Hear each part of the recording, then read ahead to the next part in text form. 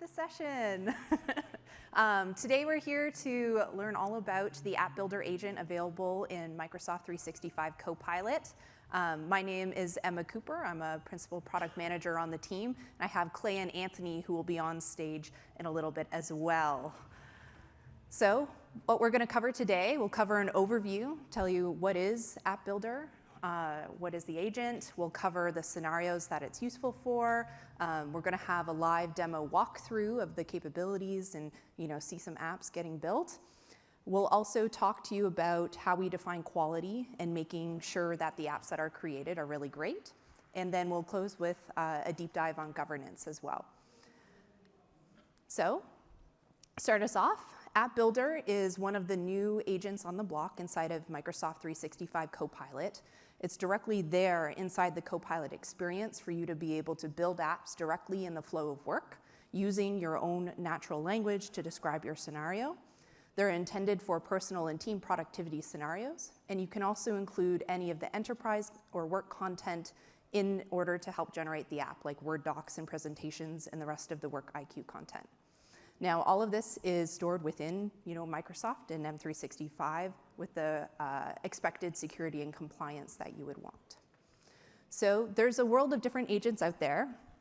App Builder appears in the same list alongside Researcher and Analyst, Skills, and all the other ones that are available inside of Microsoft 365.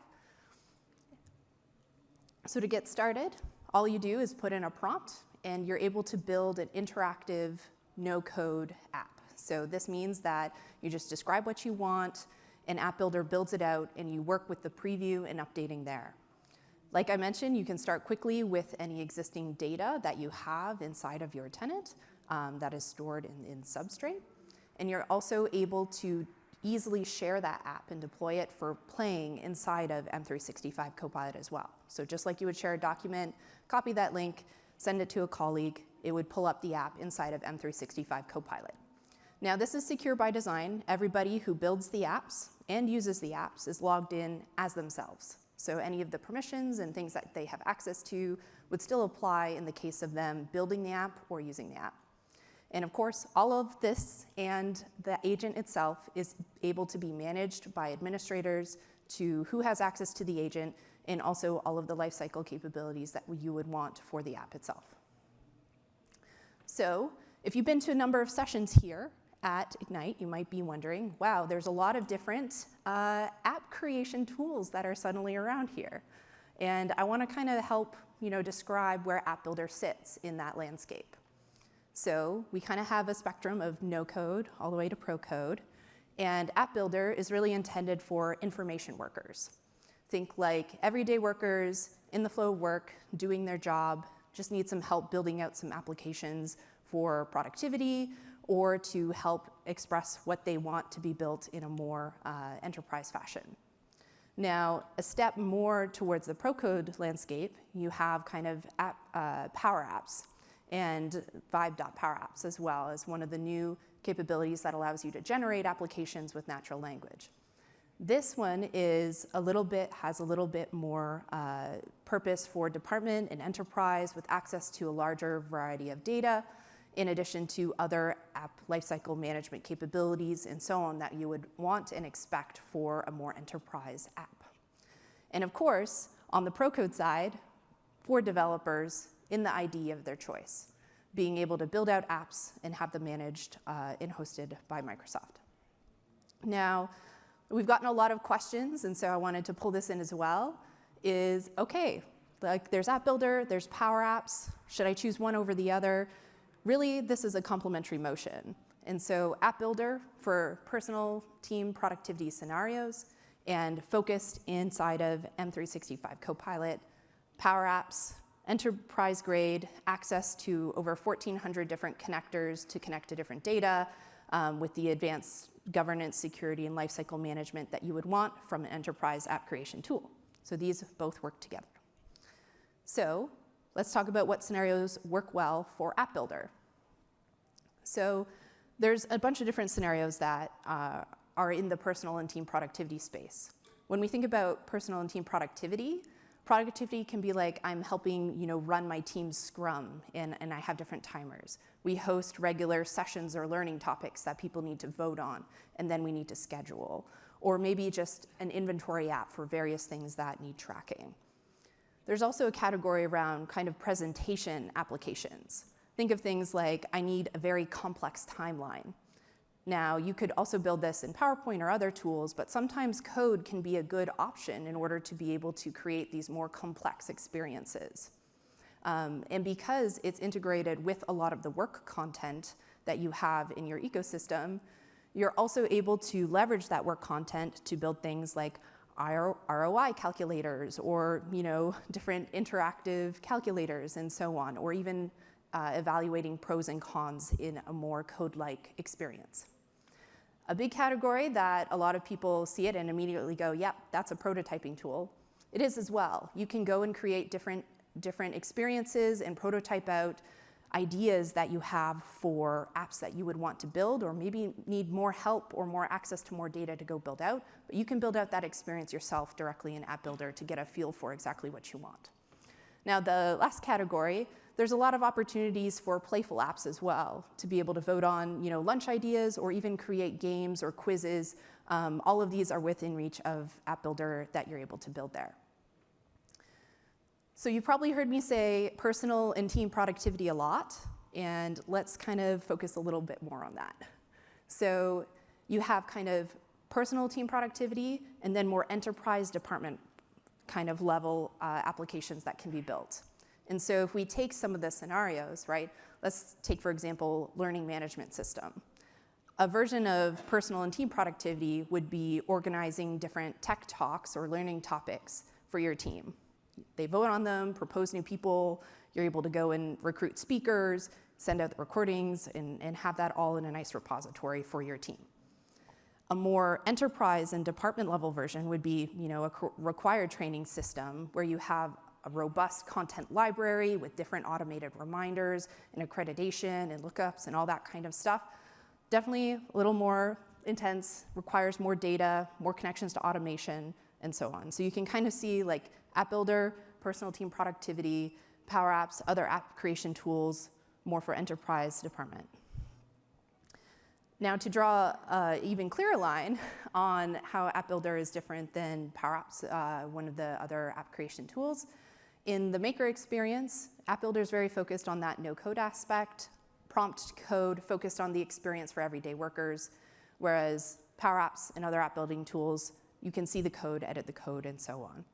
And in connectivity, we talked about that before, but focused on M365, Graph and SharePoint lists in App Builder, Power Apps, a lot more different capabilities there. One of the core things to note is for the deployment, all the apps in App Builder are played in M365 Copilot. So when you hit play on the app, it opens within the Copilot experience, whereas you have a lot more different other deployment options through Power Apps. We'll cover quickly how the App Builder agent works, and then we'll get Anthony out here on stage to show you it in action. So the App Builder agent, you are able to take user intent, so you express your natural language description of the app you want, include any of the work content, and then it passes it to the agent, which does three things. So it creates a product requirements document where it goes and essentially builds out a spec about what you asked for. What does it need to build? What does it need to accomplish? It kind of thinks through all of that and creates the PRD. There's also a task list that's created. Okay, what do I actually need to go do in order to make this happen? It's very similar to how us as developers work, right? All right, so now we've got our task list, and then it also goes and obviously builds out the code for the application itself and has that as a reference. Now, it reasons over all those things, but it needs tools to go and do its job. And so with the tools that we give it, we have things around going and defining the spec and requirements, actually coding out those React components, defining styling and theme, setting navigation, and so on. Now, this is truly agentic, so you don't always need every tool for every job. And so as a part of the agentic reasoning, based on what it needs to do to fulfill the job, it'll choose the right tool. So if you ask for a theme change or maybe some dark mode, it's probably going to go and update your theme and styling and use those set of tools. If you ask for a data change or a certain kind of way to expose the data, it's probably going to use the data schema tool in order to go and figure that thing out. So what are we actually building? So these are React apps that are backed by SharePoint. So it's a full React app coded by the agent, hosted by Microsoft. Any structured data is stored in a SharePoint list, in a SharePoint site for the app.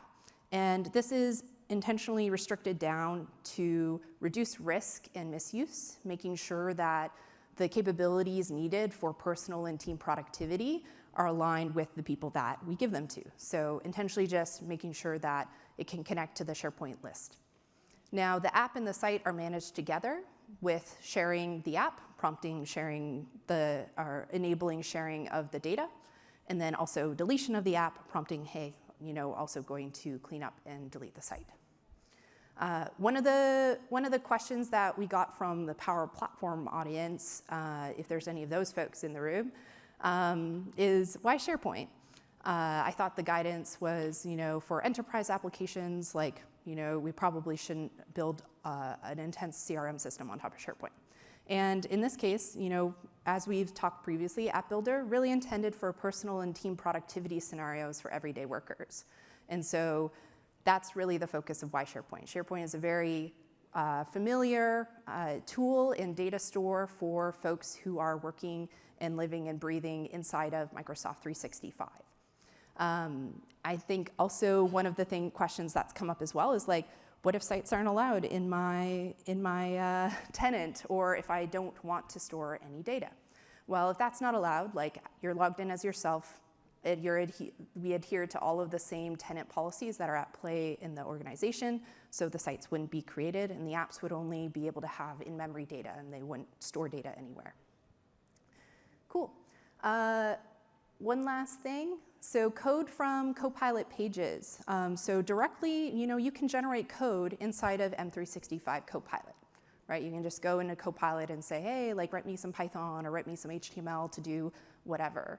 Well, now that code that is created inside of Copilot can be previewed and also turned into an App Builder app.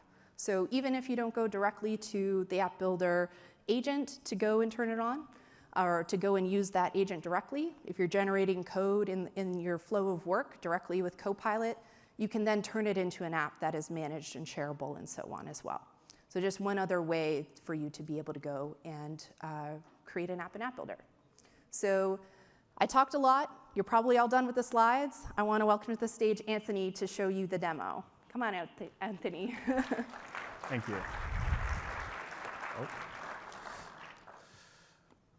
My computer fell asleep. Hopefully that didn't break anything. Hello, everyone. Excited to demo App Builder all for you today. It is really exciting what we have here, and I'm really looking forward to walking you guys through it. As Emma mentioned, App Builder is an agent, a frontier agent, directly in Microsoft 365 Copilot. You can see it here alongside its other agent friends like Researcher and Excel and all of those. On the App Builder homepage, we have a couple different pieces. One is we have these recommendations of apps you can go build. And of course, we have our apps list with all the apps you've made and those your team has shared with you. For today, we're going to build out an app to help us coordinate booth shifts. If you've been to the expo hall, you can see there's a bunch of people from Microsoft and other people working together to answer your questions about different parts of the product. It's quite a lot of work to coordinate that. We want to make a little application to help us do it so that we can, of course, service and be part of the Ignite team together. So we're going to go ahead and ask it, build me an application to coordinate booth shifts for an upcoming conference. The app should be clear when shifts are full, and the booth should be fully staffed. Let the people sign up for shifts. And we're also going to give it some enterprise content. One of the best parts about being part of Copilot is that work IQ, all of its knowledge about you, about the documents you use, your Excel sheets, and so on, can be used to help you make apps better and easier. So we'll go ahead and fire that off. And it's going to go figure out how to put that together for us. One part that's really interesting about App Builder is that it's not a single-shot code generation. We're not just giving it this prompt and having it create like a single-page React app. It's using agentic reasoning to pull this together for you. And what that means is that it's going to go do a couple of things when it says what's streaming up your app. So one is it's going to break down your intent into a product requirements document. It'll figure out what features it'll need to have in the application, what any kind of compliance regulations, making sure it's accessible, all that stuff. Then we'll also create what's called a creative brief that we'll talk about in more detail in a second to make sure it looks the way you want it to. If you had passed it things like your enterprise branding, it could use that as a part of its thinking there as well. And then lastly, it creates a set of tasks that it wants to go use to go complete, and it'll go code up. And then it'll use bash commands the same way a dev does, and use those as tools to go figure out exactly what to go do. So it'll use things like cat, ls, grep, and so on to write the code, to read the files, to read the directories the exact same way a dev actually would in the same process. And what this agentic reasoning enables is that rather than just a one-shot generation, it can create increasingly complex applications. And as you continue to iterate it further, it never hits a limit. It can keep going with you, can work on increasingly complex projects, because it can go read that code, understand what it currently does, and go make changes. As a function of that, it also takes quite a bit longer than we're going to have time. So we're going to do some cooking show magic and jump to an app I built a little bit earlier. And so this is what it looks like completed. We'll go ahead and open that application. So you can see a couple different things I just talked about. So one is that in the reasoning that you saw earlier, you can see all the different tasks that it did. So it went ahead and wrote things like the creative direction. It made the different layouts. It also tested and validated the code to make sure it works expected. And we give you a summary of what it built and link you, of course, to the SharePoint site that backs all the data application we'll talk about in a second. But you can see here on the right, this is a beautiful application. It's got that wonderful gradient header. We got this nice chart that animated in. I can hover over and see details. You can see the percentage stuff that are staffed. We can go ahead and add more people if I right-click instead of left-clicked. And so for example, add Anthony here, and I'm a PM, and my name has a Y in it. And it goes ahead and updates that and says Mark is fully staffed. And so all of this happened with just that agentic reasoning to build a more complex app for us to handle booth scheduling. Super, super cool, right? We could, of course, like any agent, continue to elaborate further and ask it to make more changes. Let's go ahead and use voice for that, always a good crowd pleaser, and hopefully it works this time. Add a dark mode toggle. Are you listening? Add a dark mode toggle. We'll try one more time. Add a dark mode toggle. Looks like it's not listening today. We'll just say it manually, add a dark mode toggle. OK, so we're going to have it manually updated. It couldn't do voice this time, and it's going to go ahead and work on that. Same thing as before. Like I said, it can iterate further with you, so it's going to use that same agentic reasoning to go ahead and add dark mode. While it does that, I want to talk a little bit about that SharePoint site we talked about earlier. So what it created to help make the data persistent is a SharePoint site. You can see it's named App Builder with my app title and all that stuff. And we have lists in here with all the different data that is used for the application. So just like any other SharePoint sites you might make, any other list you might make, this is all part of your ecosystem. It's all governed. And it really ties the app together with this data so it's persistent. So you can use it for things like personal and team productivity. If we went ahead and added an item here, we could add more shifts, add more details, add more staff members. But of course, we can use the app for that as well, so we're not going to go ahead and do that. If we jump back to it, hopefully it's gone ahead and added my dark mode toggle. It's doing some last checks, but we can just see if it works while it does that. And fantastic, it made the background dark, didn't quite get all the parts there, but like any, of course, LLM, it is never 100% perfect, and that's why we can, of course, keep iterating here as well. And so just to kind of walk through the last bit here is that it is no different than any other document or Excel sheet or whatever in your library. You can go ahead and share this with your team using the same share dialog you know and love for Office. So we can do things like add direct access, create a share link, embed that link in Teams, all that kind of great stuff as well. So it's readily available, shareable for your team. It's backed by data and lists. It's super wonderful. And so we actually use App Builder quite a lot in our team already. I'll just walk you through a couple of things that we've built to help illustrate those scenarios Emma talked about. So one, for example, is a very fun one. We've built Tetris, but it's Microsoft themes, while the pieces are the same color as the Microsoft logo. A nice Satya quote on the left. It's fully functional. I can go ahead and move the pieces. I can drop it faster. I can use space to rotate, all that great stuff. You can actually complete rows, and it'll give you a nice little celebration animation. We won't quite do that here, but you can make fun play games like this. If you have a meeting that's not super interesting, for example, you can play this on the side while it's going. We also do things like we, as a team, really want to improve our team's culture. We have this nice ideas board of what we can do there. Team members can vote on what's good, vote on what's bad, kind of see what's high impact, and kind of we can visualize this with inline charts as well. Also things like Pomodoro, folks are familiar with that. It's a time management tool to help you be more productive with certain tasks. You can build that for yourself, have this nice timer for that segment, keep your tasks all organized like that, and so that you have a nice little personal productivity solution with things like that.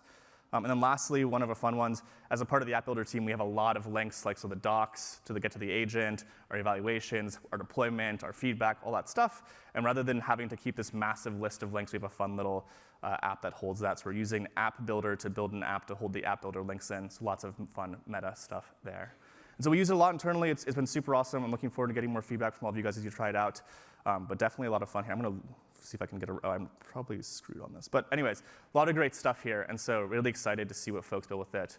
And with that, cool. So that is the live demo of App Builder. I'm going to jump back over to the slide deck and then walk through how exactly we try to make this as good as possible. And so a big part of that is, what does good actually mean? What makes an application great? And in context of what we're talking about, we're looking at a couple of things. So one is that we want to make sure that we have the data you need for the application to be successful. It has the right lists, it has the right tables as a function of that to do all the capabilities you need it to go do.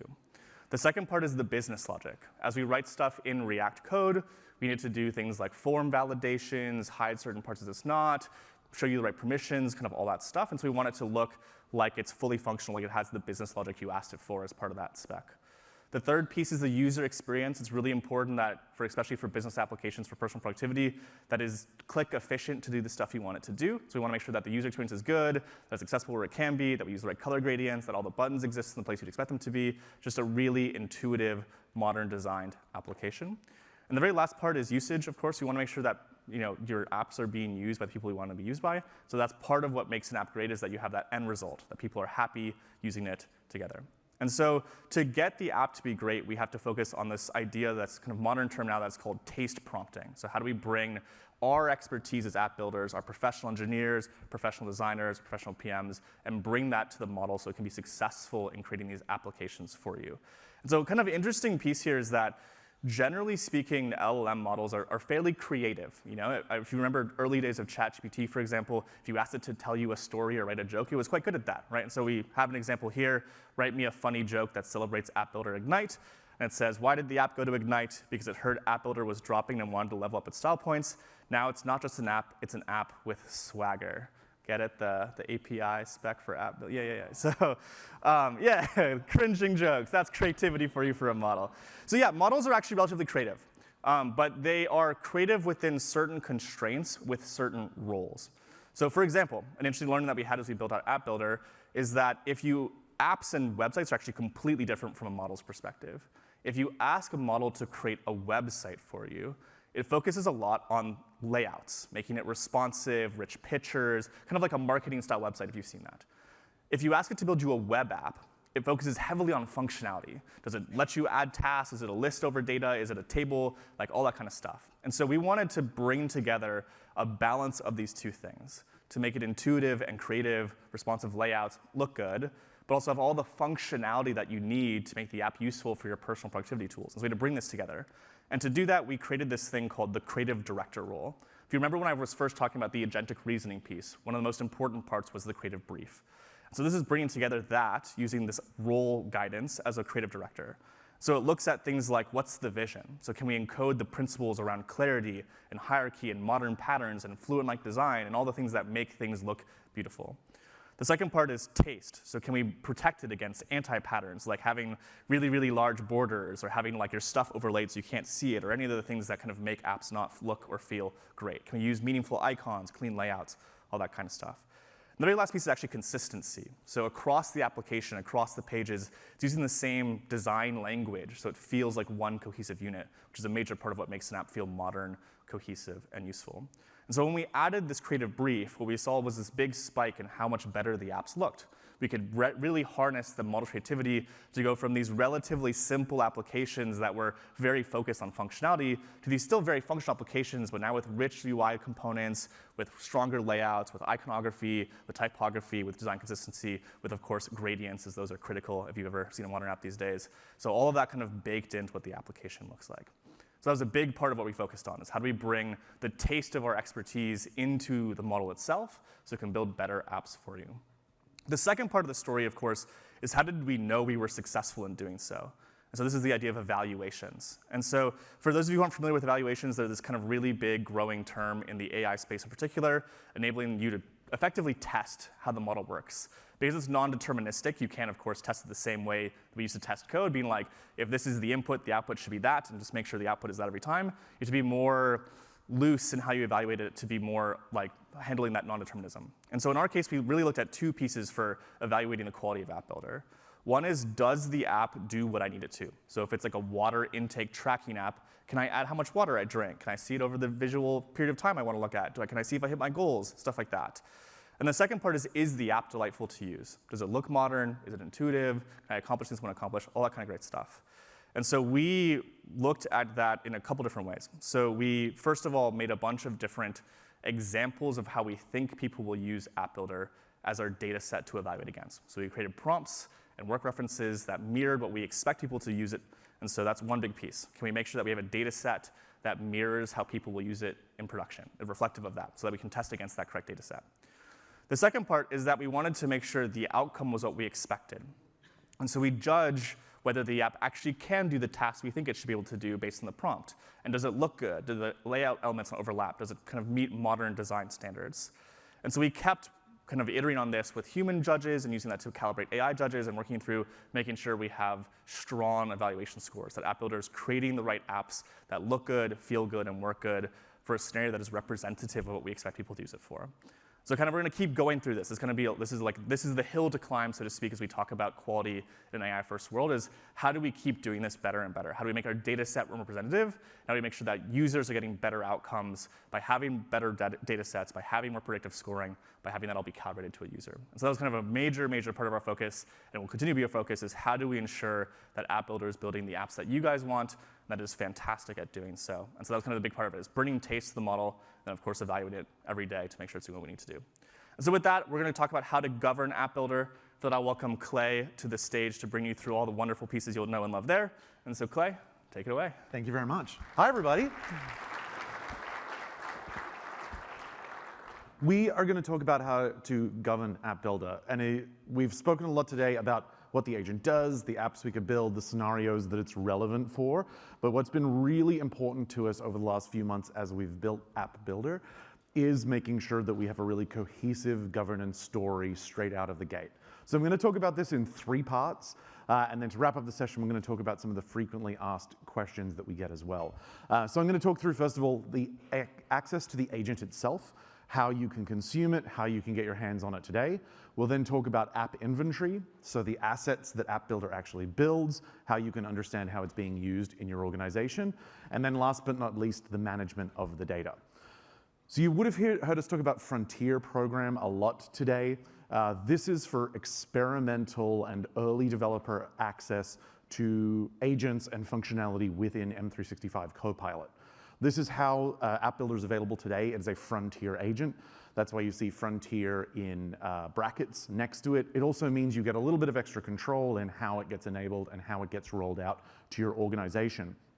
The goal of Frontier agents are for exactly that, experimentation and early previews where you can provide us feedback. Emma just gave me a very good reminder before I walked on stage saying, tell people to give us thumbs up and thumbs down in the product.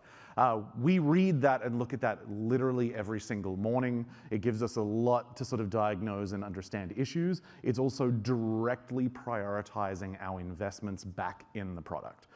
So as you do go in, as you try it out, please send us feedback. That is what Frontier is for. It's why we're doing this. We want to make App Builder really driven around your scenarios and how you're using it. So the first part is, if you haven't joined Frontier, go read about it, join. There's also lots of other cool agents and assets available within Copilot that you get as part of that program. Once you've enabled it, you can then control access to the agent itself through the admin center. So you have the option of deploying this out to all users. You can also block its access while you potentially want to do some internal reviews, or you can make it available to a select group of individuals. So if you have a particular department or a particular team that you want to validate these Frontier capabilities with, you can enable that early, grant them access, and control its rollout across your organization. Once it's done, and it's deployed, they can find it in the agent store. It's in the Built by Microsoft section, and then it's available as a dedicated agent. So you don't go through the mainline chat and communicate it. You very sort of intentionally go to the App Builder agent, start with that prompt, as you saw Anthony do in the demo before. Once you have the agent and you've started building apps, each of those apps then runs in Copilot. It's accessible through those share links, and it's accessible to the apps that you have either created or had shared with you directly in Copilot in the App Builder agent as well. What we've also done is we've added them to the Power Platform Admin Center App Inventory. So you can go to the App Inventory and see every single asset that's being created by App Builder. They're not hidden, they're not siloed away. As an admin, you get a full view across the organization. And this inventory gives you a visibility across apps built in Power Apps, Power Automate flows, agents that have been built, as well as your apps from App Builder then. So you had sort of a cohesive view across your low-code estate in one central location. App Inventory, is relatively new. If you haven't tried it out, if you have admin access, it's worth having a look. It's obviously really informative about just how low-code is being used within your organization. But with App Builder, from day one, these apps are going to be visible and governable there as well. Data management, as Emma mentioned before, we're leveraging SharePoint in the background.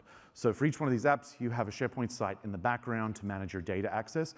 We respect any of the policies set and enforced on SharePoint. So if you require multiple owners within your organization, if you require specific data classification, privacy reviews, any of those settings that you would typically govern over your data in SharePoint, the exact same ones apply to the App Builder sites as well. So if you already have governance set up around how you're managing and using that data, App Builder sites will respect it. We're not introducing another set of controls for you to go and use. So how you can actually get started with App Builder today. As I mentioned, you want to get part of the Frontier program. You want to turn on the App Builder agent. It's currently in the Built by Microsoft store. It is available in US tenants and English at the moment. We will expand and roll out. The two links there on the screen, the Get App Builder agent, will take you directly to the agent in your tenant. For those of you in the room, you cannot yet do it on mobile. You will need to be on your desktop. It'll take you directly into the Copilot app, and you can start leveraging the agent. The link below is to our docs, so you can get access to all the great Learn content. If you try it within your work tenant on that first link and you're not able to get to the agent or you're getting an error, it's very possible your admin is using some of those settings I was talking about before to control its deployment and control its rollout. So if the link doesn't work for you, it's worth a follow-up internally to see if you've enabled those Frontier assets and what you can start doing. So as we're going to wrap up, I'm going to answer a few very, very commonly asked questions that we have been getting through this program. So the first is, how is App Builder licensed? And usually the second part of this question is, do I need a Power Apps license, or do you know that? So you do not need a Power Apps license. App Builder is licensed as part of M365 Copilot. So it is available as part of your Copilot license, both for creating apps and consuming apps all directly within Copilot. There are no additional licenses required for App Builder. How should I think about App Builder and Power Apps? If you remember back to the start of the session, just 30 minutes ago, Emma talked about how we're thinking about these two technologies playing together. App Builder really focused on the information worker, personal and team productivity scenarios. And then Power Apps really focused on enabling enterprise scale applications and solutions that need to be deployed across the entire enterprise. We're leveraging a lot of the common technology in the background because we want these things to play nicely together. We want you to be able to leverage all those great governance and inventory capabilities I talked about. But the goal is for App Builder to be very accessible across the entire organization, providing for that real information worker day to day, whereas Power Apps is really going to be focused on those larger, more complex solutions. How do I govern App Builder? I've just talked about that. It's through your normal admin portal, Power Platform portal. We also have some dedicated docs focused on it as well. How should I use App Builder? I think the biggest sort of nudge we can give folks is not to treat it as you put in one sentence and then see what it gives and then you make a decision of whether you're going to continue to use it. It is designed as a collaborator. It is designed to be interactive and work with you. It'll very often, I obviously use it every day, but it'll sometimes come back with an app that you just go, no, you completely misunderstood what I wanted, or I think this is ugly, or I want to add 18 things on it. And I think the magic of where the technology really shows is when you start getting into that loop with it, where you can come back and go, actually, no, I want it to look more like this other app that I really like. You start giving it images for inspiration. You give it a link to a website where it can start pulling in some extra content. You give it a link to a PowerPoint doc or a Word doc that has some additional details. And you'll see the model and the interaction as we get more and more context about the solution, the problem that you're trying to solve. App Builder gets more and more powerful, your app gets richer and richer. And so everything within the experience is designed to be iterative and it's designed to be collaborative. So as you get started with it, come in, try your first prompt as simple or as detailed as you would like to try it. But the goal is really continue to work with it and give it that feedback of what you want to see change. What is the Frontier program? As I mentioned, we've said it a lot in this session. The links are going to be available in the deck. You can also just go Google it, Bing it, Microsoft. They'll bleep that out. It'll be fine. You can go search for that, the Microsoft Frontier program, get joined and get set up online. And then last but not least, can you use App Builder today? Yes. So aka.ms/getappbuilderagent. This will take you directly to the agent, assuming you have Frontier enabled within your organization. You can start building, you can start playing. And like I said, we are out in the Frontier program, obviously because we want you to use this, but really because we want that feedback. So get in, try it, please give us feedback. We are appreciative. Feedback is a gift, as we say every day on our team. So please keep it coming, get it trying, and we're really excited to see what you're going to build. So with that, thank you very much. Have an awesome Ignite. Some of our team will be out shortly. We've got some other folks in the front row, and we'll be happy to answer any questions. Everyone have a great day. Thank you.